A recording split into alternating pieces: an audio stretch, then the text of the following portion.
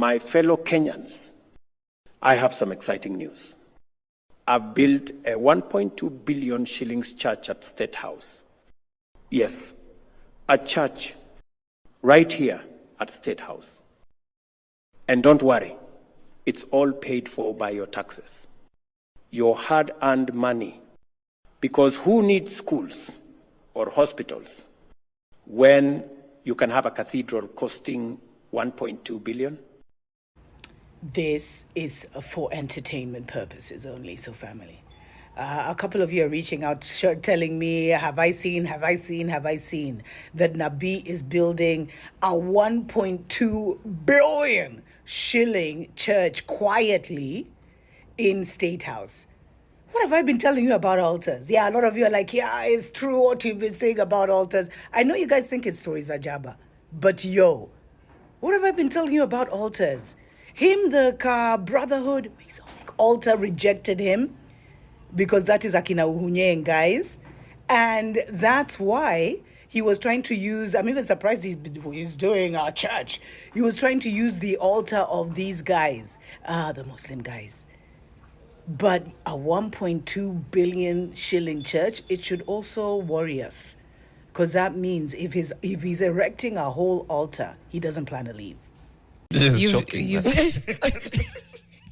Mariam has no Latif is just like, what is going on? Where is 1.2 billion shillings to build this church coming from? Is it coming from taxpayer money?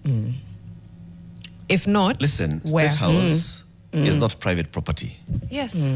If it was not coming from taxpayers, then we'd have to question how private money goes into public property. Yep. Okay. So that's number one. So the easiest route is just for you to assume that the money being spent in this public property is public money. Okay?